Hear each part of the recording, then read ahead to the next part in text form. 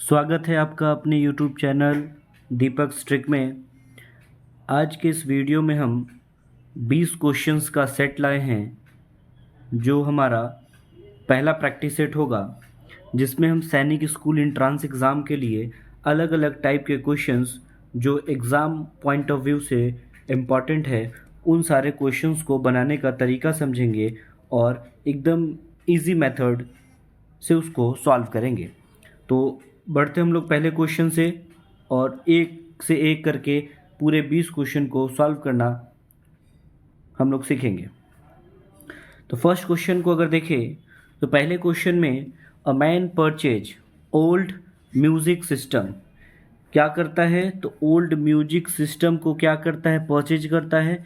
कितने में, तो 6200 and spend 200 rupees on repairing. हम क्वेश्चन को समझते हुए सॉल्व करते चलेंगे आपको।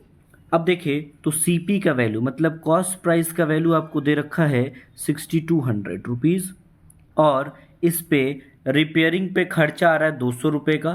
तो आपको पता है कि 6200 में ख़रीदा और 200 रुपये रिपेयरिंग में आया, तो जो भी रिपेयरिंग का पैसा हो या फिर जो भी एक्स्ट्रा कॉस्ट लगता है उसको हम सीपी में ऐड कर देते हैं। मतलब आपका सीपी जो बन जाएगा 6400 रुपीज़ आपका सीपी हो जाएगा इस क्वेश्चन में।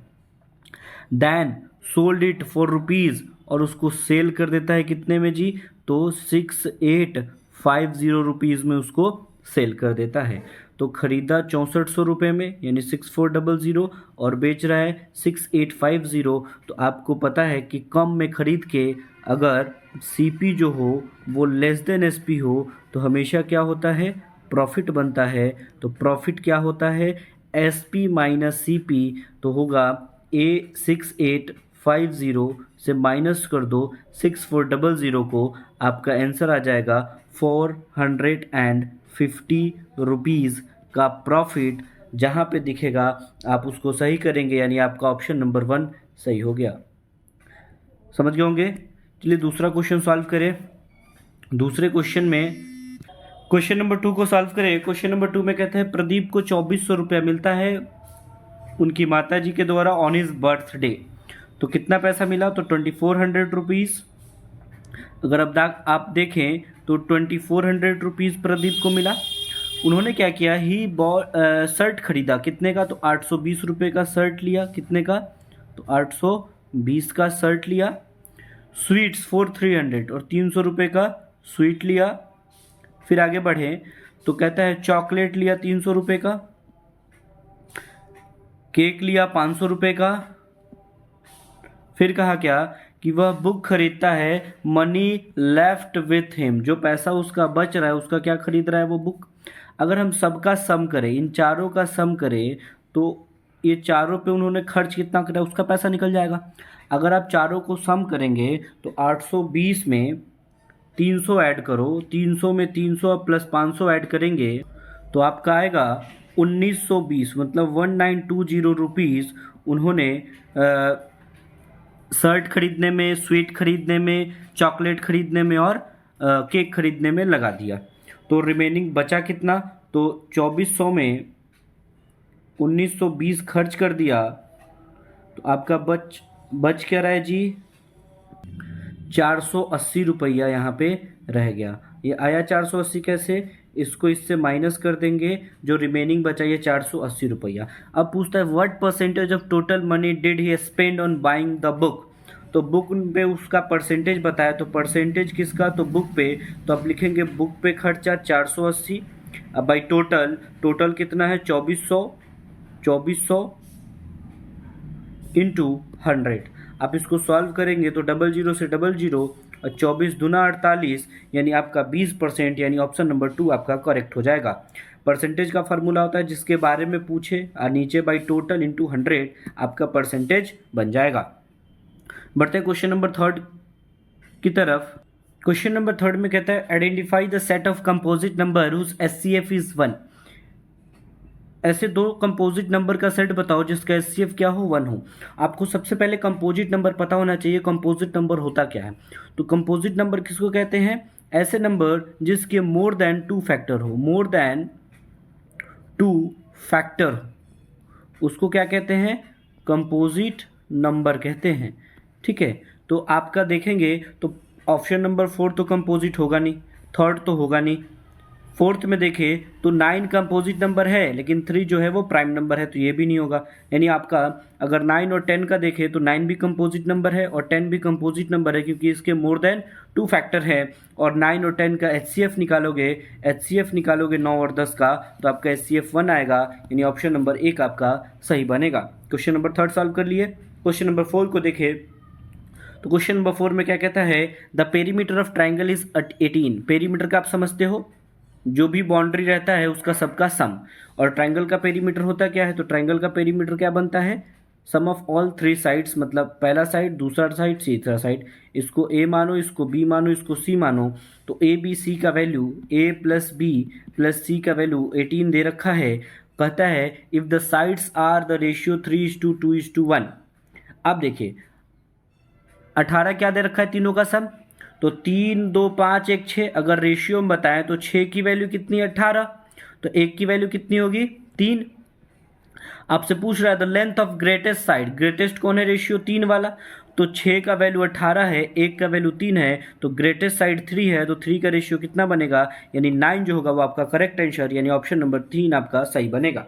आपको एक्स एक्स मानने की जरूरत ही नहीं है, आप सीधा बनाइए, रेशियो को सम करेंगे, ये रेशियो का वैल्यू है, ये एक्यूरेट वैल्यू है, सॉल्व करेंगे आपका आंसर बन जाएगा। चलिए क्वेश्चन नंबर 5 को सॉल्व करने का जाने, तो कहते हैं द रेसिप्रोकल ऑफ -1/2। -1/2 का रेसिप्रोकल बता दें आप, -1/2 का रेसिप्रोकल, रेसिप्रोकल मतलब उल्टा, तो डिनोमिनेटर न्यूमरेटर में और न्यूमरेटर डिनोमिनेटर में, माइनस का माइनस, यानी आपका बन जाएगा -2 आंसर, यानी ऑप्शन नंबर 4 सही बनेगा। ये वाला सॉरी, ये थोड़ा मिस्टेक हो गया, 3 आएगा ये, और ये 4 आएगा, ये वाला ऑप्शन। चलिए क्वेश्चन नंबर 6 को सॉल्व करें। 6 में क्या कह रहा है कि 2 नंबर आर द रेशियो 4:5। अब देखो भाई, 2 नंबर है, दोनों नंबर का रेशियो क्या है, 4 और 5 का, एंड सम ऑफ नंबर क्या है, 90। अगर रेशियो का सम करोगे आप, तो रेशियो का सम क्या होगा, 9, तो 9 का वैल्यू कितना है, 90। ये रेशियो में है और ये एक्यूरेट वैल्यू है, 9 का 90, तो पूछ रहा है then the absolute value of difference of these 2 नंबर। डिफरेंस पूछ रहा है, दोनों का डिफरेंस क्या होगा, 4 और 5 का डिफरेंस क्या होगा, 1, तो 1 की वैल्यू क्या हो जाएगी, 10, यानी आपका ऑप्शन हो जाएगा एब्सोल्यूट। अब देखो इसमें से इसको माइनस करोगे तो आपका आंसर क्या बनेगा, -10। सम करोगे तो -1 ना, 9 की वैल्यू 90, 1 की वैल्यू 10, तो -1 की वैल्यू -10, यानी आपका ऑप्शन नंबर 2 करेक्ट बन जाएगा। पूछ रहा है एब्सोल्यूट वैल्यू मतलब ये, यानी आपका पॉजिटिव हमेशा आंसर आएगा, यानी ऑप्शन 10 देखेंगे कौन सा है, तो 4th नंबर, ये सेकंड नहीं, फर्स्ट नहीं, थर्ड नहीं, यानी आपका डी नंबर, यानी 4th नंबर आपका करेक्ट बनेगा। एब्सोल्यूट जब भी पूछेगा तो निगेटिव वैल्यू है या पॉजिटिव है, देखो ये दे दिया एब्सोल्यूट, नहीं देता तो -10 होता, लेकिन एब्सोल्यूट जब भी पूछता है तो हमेशा आंसर पॉजिटिव में आता है, यानी आपका ऑप्शन नंबर 4 करेक्ट हो जाएगा, 10 क्वेश्चन नंबर। चलिए नेक्स्ट क्वेश्चन की तरफ बढ़े। क्वेश्चन नंबर 7 में कहता है which is the third greatest number among this number. इन सब में पहला ये नंबर, दूसरा, तीसरा, चौथा, पांचवा, सब में ना तीसरा बड़ा नंबर बताना है, तीसरा मतलब तीसरा ग्रेटेस्ट नंबर बताना है। तो सबसे पहले बता दो आप सबसे बड़ा नंबर कौन सा होगा, तो सबसे बड़ा नंबर अगर आप देखोगे, देखिए तो इस टाइप के क्वेश्चंस को सॉल्व करने का तरीका देखें तो आप देखो, आप सब में 1 मिल रहा है, यहाँ पे 1 1 1 और 1, ठीक है, तो 1 को नहीं मेजर करेंगे। अब देखो 00 01 01 00 और 00, यानी कि सबसे बड़ा नंबर हो जाएगा, यहाँ देखो 130 101, ये सबसे बड़ा नंबर हो जाएगा ये वाला, यानी सबसे बड़ा नंबर हो गया 10 130, 2 नंबर पे ये हो जाएगा 1.0103, और 3 नंबर पे देखें तो 0013 13 पढ़ेंगे, 13 नहीं पढ़ते इसको, 0013, ये वाला देखें, ये दोनों तो आ गया हमारा 0031 और 10,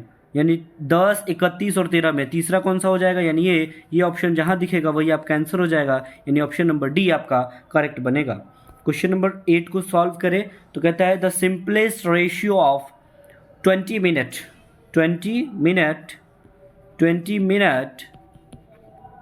एंड 1 आवर इस क्वेश्चन को सिंपलेस्ट रेशियो बताना है। तो जब भी आप रेशियो निकालोगे तो 20 ये मिनट में है, रेशियो बताना है आवर, 1 घंटा में। सबको देखिए यहाँ पे यूनिट सेम होना चाहिए, ये मिनट में तो ये भी मिनट में रहे, या फिर ये आवर में तो इसको भी आवर में डालो। तो आपको पता है कि 1 घंटा में 60 मिनट होता है, 60 मिनट। अब देखिए रेशियो से मिनट कटा, 20 एकम 20, 20 तिया 60, यानी 1 और 3 का रेशियो जो बनेगा वही आपका सही होगा, यानी ऑप्शन नंबर डी फोर्थ आपका सही बनेगा। हमेशा ध्यान दीजिएगा रेशियो में यूनिट जो हो, यूनिट हमेशा क्या होना चाहिए, सेम बनना चाहिए।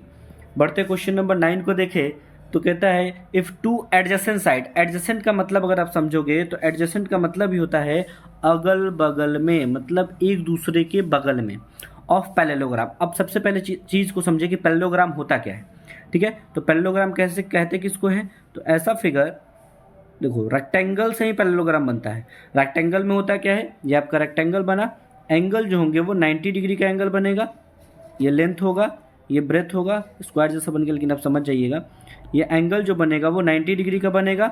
लेकिन पैरेललोग्राम में होता क्या है, length opposite sides are equal, तो ये भी लेंथ, ये ब्रेथ, तो ये भी ब्रेथ, बट एंगल जो होता है वो 90 डिग्री एंगल जो होता है इसमें वो 90 डिग्री का एंगल नहीं बनता है, ठीक है। थोड़ा ये तिरछा घुमा हुआ रहेगा, ठीक। चलिए, तो कहता है कि पैरेललोग्राम जिसका एडजेसेंट साइड 10 है, तो ये मान लो लेंथ 10, तो इसके बगल में कौन है, ब्रेथ, तो ये कितना हो जाएगा, 20 मान लो आप। चलिए, then the perimeter of parallelogram, तो ये 10 तो ये भी 10, ये 20 तो ये भी 20। पेरीमीटर का मतलब होता है सभी बाउंड्री का सम, या फिर आप सीधा सीधा समझो जो भी फिगर है उसका एक चक्कर। तो एक चक्कर लगाने में 20 इधर, 10 इधर 30, 20 इधर 50 और 10 इधर 60, टोटल कितना डिस्टेंस ट्रैवल करेगा, 60, यानी आपका आंसर हो जाएगा 60 सेंटीमीटर। सेंटीमीटर यूनिट है तो सेंटीमीटर वाला सॉल्व करेंगे, यानी ऑप्शन नंबर 2 आपका सही बनेगा। देखिए mm में दे दिया है, dm में दे दिया है, लेकिन आपका ये सेंटीमीटर, तो आपका आंसर भी सेंटीमीटर में आएगा, यानी ऑप्शन नंबर 2 सही हो जाएगा। ध्यान दीजिएगा आप, यूनिट गलत होगा, क्वेश्चन गलत हो जाएगा। क्वेश्चन नंबर 10 को बनाने का क्या तरीका है आप बताएंगे। The perimeter of square is 24, perimeter का वैल्यू कितना दे रखा है, 24 है ना। तो द एरिया ऑफ स्क्वायर का मतलब समझो तो स्क्वायर कहते किसको है, जिसका सभी साइड्स क्या हो, इक्वल हो, ठीक है। तो सभी चारों बाउंड्री का सम कितना हो गया, 24, ठीक है। तो साइड की वैल्यू क्या होगी, तो 6 हो जाएगी, ठीक है, क्योंकि पेरीमीटर होता है 4 इंटू साइड, तो 4 इंटू, अगर आप बनाओगे तो 4 into side is equal to 24, तो साइड का वैल्यू क्या आ जाएगा, 6 आ जाएगा, ठीक है। अब पूछता है the area of square, area का वैल्यू होता है क्या, तो साइड का स्क्वायर, तो साइड का स्क्वायर करोगे तो 6 का स्क्वायर आ जाएगा 36, यानी ये सेंटीमीटर में है तो सेंटीमीटर स्क्वायर में आपका 36 आएगा। लेकिन आपसे पूछा जा रहा है मीटर स्क्वायर में, यहाँ ध्यान दीजिएगा, मीटर स्क्वायर में। तो अगर आप सॉल्व करो तो सेंटीमीटर स्क्वायर मतलब 2 सेंटीमीटर, देखो 36 सेंटीमीटर स्क्वायर का मतलब है 2 सेंटीमीटर, सेंटीमीटर इंटू सेंटीमीटर, यानी इसको डिवाइड कर दो, 1 सेंटीमीटर को कन्वर्ट करने के लिए 100, तो 2 सेंटीमीटर को कन्वर्ट करने के लिए डबल 100, यानी आपका 1 2 3 4 डिजिट के बाद पॉइंट बनेगा, यानी 1 2 3 4, ऑप्शन नंबर 3 आपका सही बन जाएगा। समझ गए होंगे आप, या फिर आप यहीं से इसी साइड, ये जो साइड आया है सेंटीमीटर में, यहीं से आप चेंज कर सकते हो मीटर में, फिर आप सॉल्व कर सकते हो, आपका आंसर सही बनेगा। बढ़ते हैं क्वेश्चन नंबर 11 की तरफ।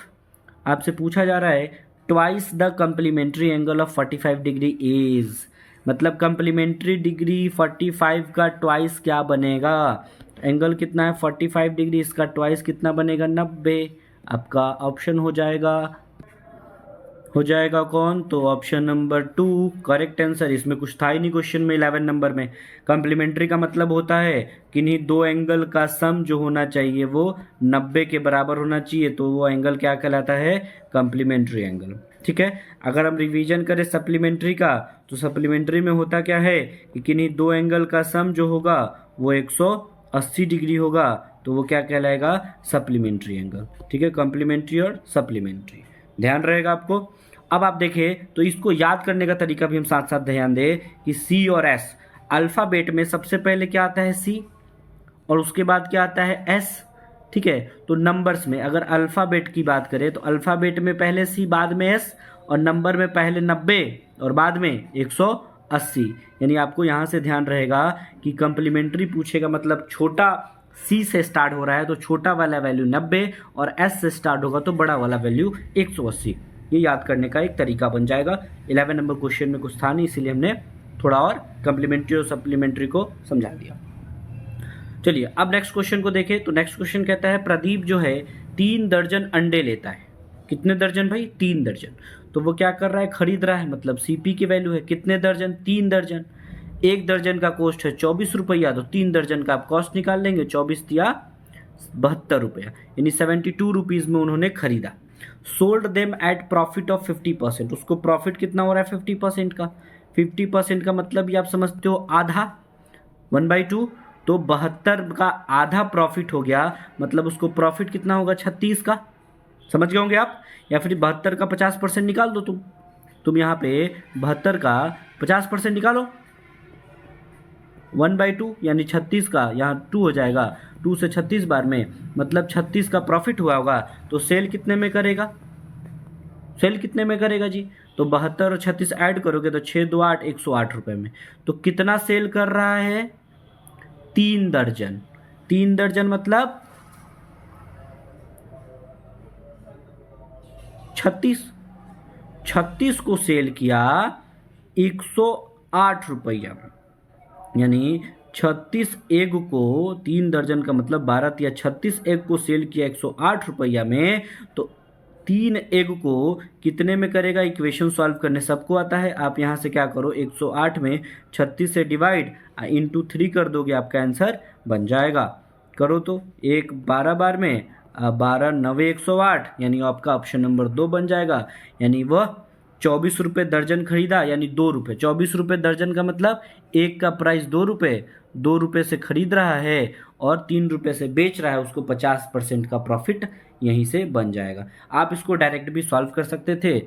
2 का 50 निकालते, कितना निकल जाता? 1। तो खरीदा 2 में, बेचा 3 में, तो 3 तिहाई 9 आपका डायरेक्ट आंसर बन जाता। क्वेश्चन नंबर 13 को देखें। तो 13 भी सेम रेशियो वाला क्वेश्चन है। कहता है the triangles of the angle of triangle are in the ratio 2:3:4, then difference between the greatest and smallest angle of the triangle. सबसे पहले अगर ट्राइंगल की बात करें तो ट्राइंगल में होता क्या है? तीनों एंगल का जो सम होता है, वो तीनों एंगल का सम जो होता है वो 180 होता है। पहले का रेशियो है 2, दूसरे का 3 और तीसरे का 4।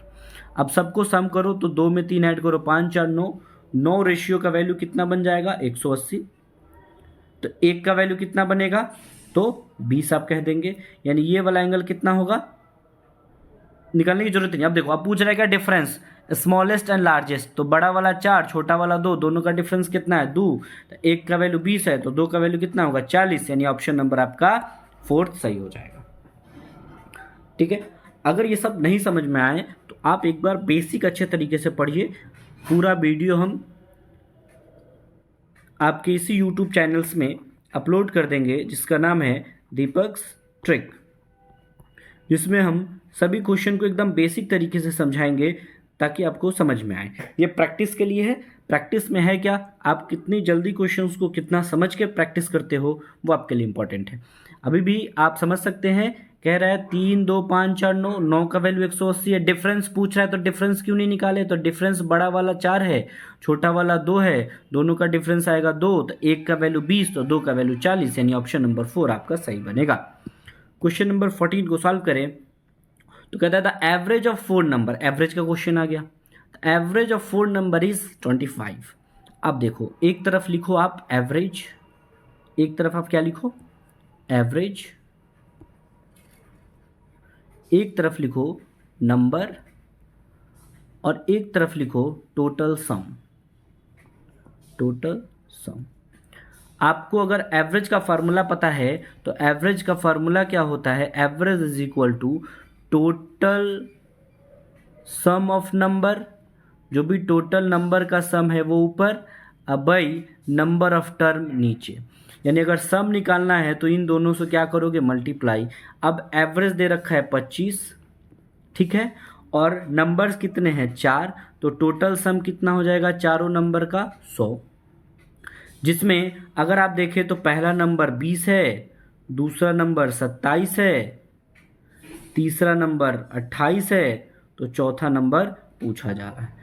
ठीक है, तो चौथा नंबर आपसे पूछा जा रहा है। तो तीनों का सम, चारों का सम है 100, और तीनों का सम कितना बनेगा? तो तीनों का सम बन जाएगा, आप बना लो भाई, 7 7 14 1 15, 2 2 4 1 6 1 7 75, यानी 100 में से तीसरा तीनों का सम घटा दोगे तो चौथा वाला ऑटोमेटिकली आ जाएगा 25, यानी ऑप्शन नंबर 2 आपका सही बन जाएगा। समझ गए होंगे। चलिए बढ़ते हैं क्वेश्चन नंबर 15। ये भी एवरेज का क्वेश्चन है। कहता है Ramesh score an average of 50 run. Average का वैल्यू दे दिया कितना? तो एवरेज का वैल्यू दे दिया 50, और इनिंग कितना खेला, मतलब नंबर्स कितने हैं? तो इनिंग्स खेला उसने 4। तो टोटल रन कितने बनाए होंगे? तो 5 चौके 20, 200 रन बनाए होंगे, क्योंकि इन दोनों का मल्टीप्लाई ही क्या कहलाता है? एवरेज कहलाता है।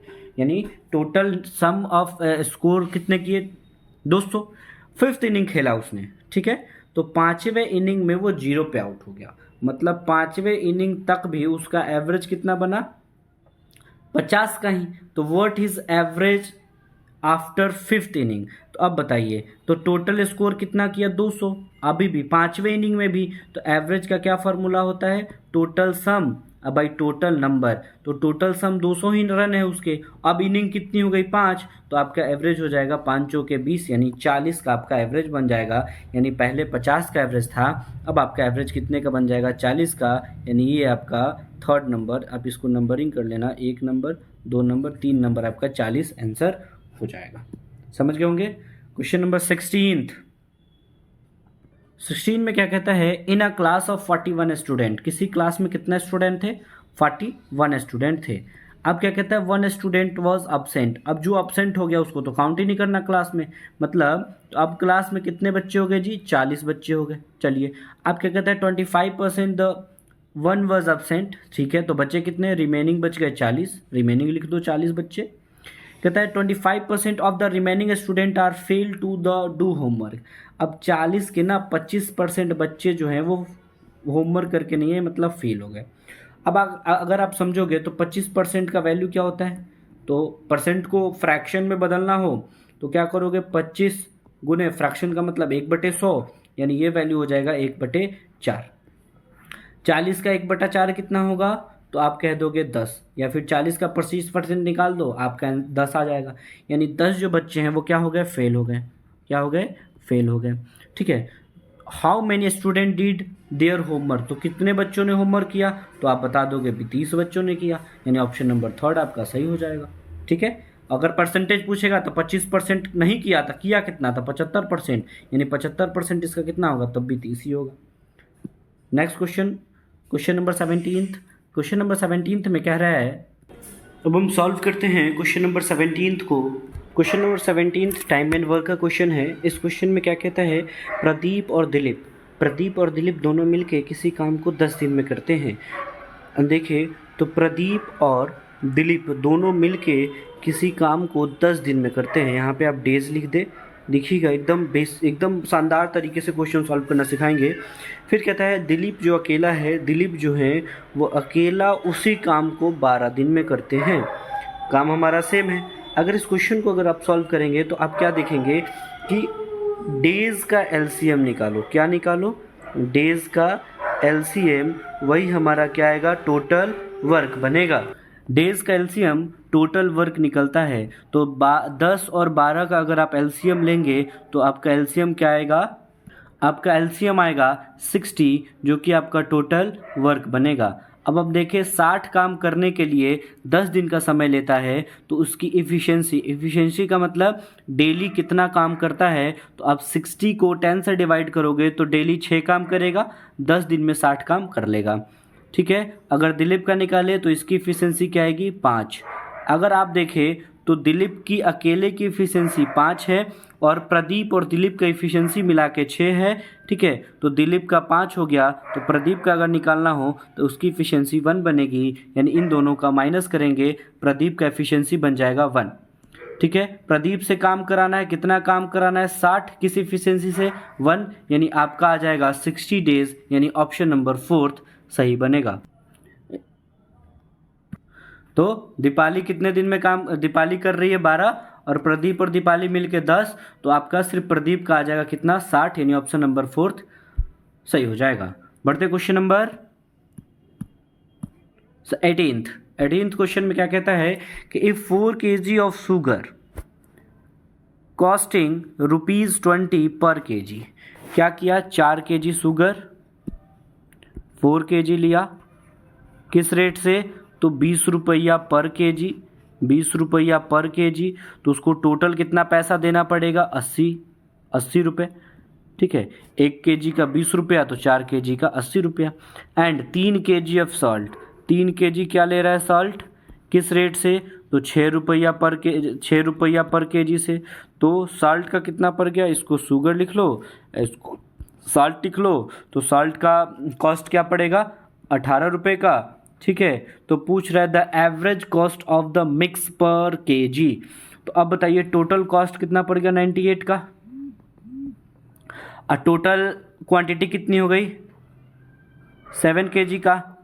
आपसे पूछ रहा है क्या कि एवरेज मिक्स पर kg, एवरेज कॉस्ट का मतलब क्या होता है, एवरेज का मतलब होता है टोटल कितना 98, अब बटे नंबर ऑफ टोटल क्वांटिटी को, टोटल क्वांटिटी कितना हो जाएगा 7, सॉल्व करेंगे 7 1 जा 7 2 और 7 4 जा यानी 40 रुपीज़ पर kg आपका एवरेज कॉस्ट पड़ जाएगा, यानी ऑप्शन नंबर 4 आपका सही बन जाएगा, ठीक है। क्वेश्चन नंबर 19 को आप सॉल्व करेंगे तो क्वेश्चन में दे रखा है x² प्लस y² की वैल्यू दे दी है 10 और xy की वैल्यू आपको दे रखी है 2, तो आपसे पूछा जा रहा है x प्लस y का होल स्क्वायर। तो अगर a प्लस b का होल स्क्वायर को पता है तो होता क्या है a² plus b² plus 2ab, सीधे सॉल्व कर दो। आपको पहले भी दे रखा है x² प्लस y² की वैल्यू 10, यहाँ 10 रख देंगे, और 2xy का वैल्यू 2 है, xy का डबल है तो यहाँ पे रख देंगे 4, यानी आपका डायरेक्ट आंसर बन जाएगा 14, यानी ऑप्शन नंबर 1 आपका सही बन जाएगा। चलिए आज का last question number, equation is not the same as the equation, इतना ये इक्वेशन की वैल्यू दे रखी है, इस इक्वेशन के सेम कौन सा ऑप्शन नहीं है। इस क्वेश्चन में कहता है कि इस इक्वेशन के सेम कौन सा इक्वेशन नहीं है, तो आप इसमें ऑप्शन से बना ले, आपको इजी आएगा। तो इसमें देखेंगे पहला ऑप्शन, तो इन तीनों का मल्टीप्लाई अगर करोगे तो 210 आएगा, x को x से मल्टीप्लाई करोगे x² मतलब पहला मिल रहा है, इन दोनों को मल्टीप्लाई करोगे तो 7 को 3 से मल्टीप्लाई करोगे 21 आ रहा है, xy और xy का मल्टीपल x² y² होता है, जो कि ये नहीं मिल रहा है, मतलब ये जो है इस इक्वेशंस के इक्वल नहीं बनेगा, यानी आपका यहीं से ऑप्शन नंबर 1 जो होगा सही हो जाएगा, क्योंकि हमसे पूछ रहा है कौन सा नहीं बनेगा, तो आप यही नहीं बना, फर्स्ट ही आपको मिल गया, अब फर्स्ट को ही लगा दो, ठीक है। नहीं तो सारे ऑप्शन को चेक करो, दूसरा ऑप्शन अगर देखोगे आप तो इन सब का मल्टीप्लाई क्या बनेगा, तो 210 x का x², ठीक है, 3xy और 18xy, इन दोनों का सम कितना हो जाएगा 21xy, है ना, और इसका मल्टीपल हो जाएगा 2z² और z का 2zq, ये भी मिल रहा है, xyz 2xyz मतलब ये मिल रहा है, मतलब ये तो इक्वल है, ठीक है। वैसे ही सारे के सारे इक्वल है, एक नहीं मिला मतलब एक ही ऐसा ऑप्शन आपको दे रखा होगा। आज के सेशन में हमने 20 के 20 क्वेश्चन प्रैक्टिस के किए, जो कि अलग अलग टाइप के सारे क्वेश्चन थे, जो कि हमारे आने वाले सैनिक स्कूल एग्जामिनेशन के लिए बहुत इंपॉर्टेंट है, आप इसको अच्छे से समझे होंगे। अगर आप नहीं समझ पा रहे हैं तो हर एक टॉपिक का एकदम बेसिक से सारे के सारे टॉपिक का वीडियो आपको प्लेलिस्ट में मिल जाएगा, वहाँ से आप अपना बेसिक थोड़ा मजबूत करें, फिर हम प्रैक्टिस डेली करते रहेंगे।